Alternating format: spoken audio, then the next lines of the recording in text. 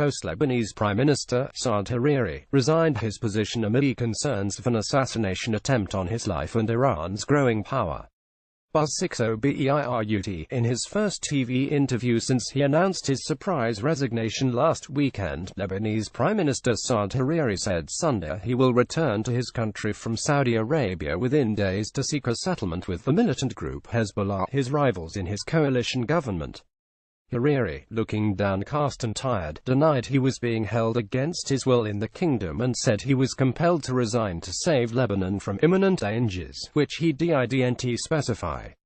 He held back tears at one point and repeated several times that he resigned to create a positive shock and draw attention to the danger of siding with Iran, Hezbollah's main patron, in regional conflicts. "We are in the eye of the storm," Hariri said. A political crisis has gripped Lebanon since Hariri read his televised resignation from Saudi Arabia on November 4, in which he accused Iran of meddling in his country in a vicious tirade that was uncharacteristic of the usually soft-spoken 47-year-old premier.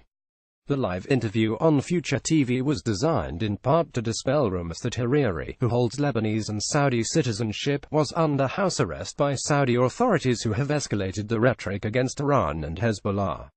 Many feared Saudi Arabia was dragging Lebanon into its rivalry with Iran and called for Hariri to return home to ensure he was acting of his own free will. "I am free to travel tomorrow if I wanted to.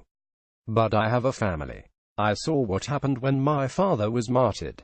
I don't want the same thing to happen to my children," Hariri said.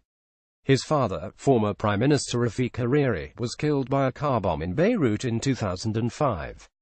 Hezbollah members are being tried in absentia for the killing. Saad Hariri's family lives in the Saudi capital of Riyadh. Hariri had less belligerent in Sunday's interview than he did during the resignation announcement. He said he realizes his resignation was unconventional, adding he was ready to return to formally submit it and seek a settlement with Hezbollah. He suggested he may be willing to withdraw it but said that would be conditional on Hezbollah committing to remaining neutral on regional conflicts, putting the onus back on the militant group. He singled out Hezbollah's involvement in Yemen as the main cause of the kingdom's ire. Saudi Arabia has stepped up its rhetoric against Hezbollah and Iran, accusing both of supporting Shiite rebels in Yemen known as Houthis.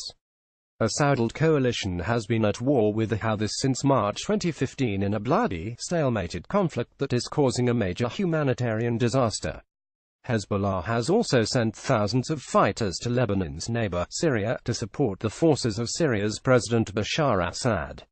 Hariri said the unity government he formed a year ago was supposed to stick to an agreement not to interfere in regional affairs, but that Hezbollah has not kept its end of the deal. "If we want to go back on the resignation, we have to return to the policy of distancing ourselves from regional conflicts.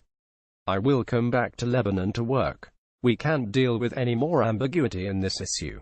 There must be a final settlement with Hezbollah on this regional aspect." More crackdown in Saudi Arabia shows prince tightening grip on power. Experts say more arrest of billionaire Saudi prince shines light on U.S. holdings Citigroup, Twitter, Apple. More Saudi prince behind sweep of arrests is known as young and brash, but as Trump's Hezbollah leader Hassan Nasrallah has said, Saudi Arabia has declared war on Lebanon, instead of confronting Iran.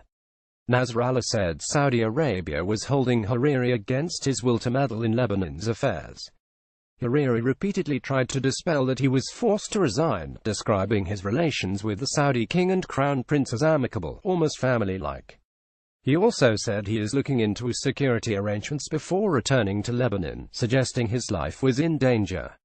Maher Yahya, the head of Carnegie Middle East, tweeted after the interview that Hariri's word suggests his resignation was not final and that Hezbollah's withdrawal from the government was no longer a key demand.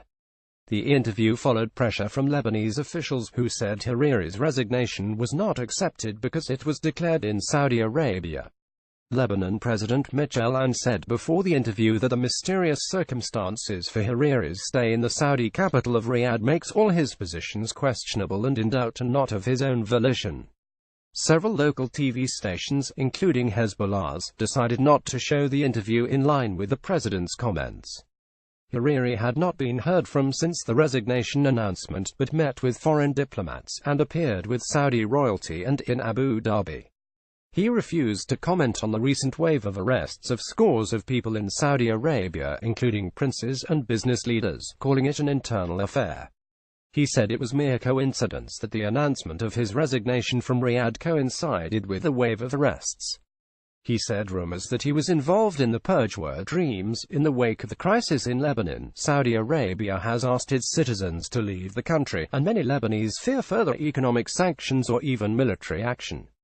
Hariri first held the post of Prime Minister in 2009 for nearly 2 years before Hezbollah forced the collapse of his government. Hezbollah ministers withdrew because of differences over a U.N.-backed tribunal investigating his father's assassination. Hariri was appointed Prime Minister in late 2016 and headed a 30-member coalition government that included Hezbollah. But it has again been an uneasy partnership between Hariri, who heads a Sunni camp loyal to Saudi Arabia, and Hezbollah, which represents a faction loyal to Shiite Iran. A business graduate of Georgetown University in Washington, he headed his father's Saudi-based construction business for years. The company has struggled with debts for years before closing down in July. Earlier Sunday, thousands of people attending Lebanon's annual marathon used the event to urge Hariri to return home. One woman raised a placard reading, "We want our Prime Minister back." Hariri was a regular participant in the marathon, giving the race a big boost. This year, Anne encouraged runners to call on Hariri to return. Spectators along the route wore hats and held signs reading "Running for you" and "Waiting for you." Billboards with pictures of Hariri rose overhead. Joanne Hamza, a physical education teacher who wore a cap with a picture of Hariri on it, said his absence has been unifying.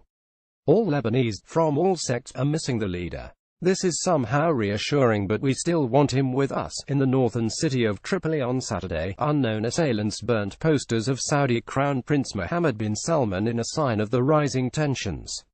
Interior Minister Nohad Maknouk tweeted that those acts did not reflect the true feelings of the people of Tripoli, Lebanon, and called for the perpetrators to be brought to justice. Reader, share this story https://usat.li2 as Orcs1.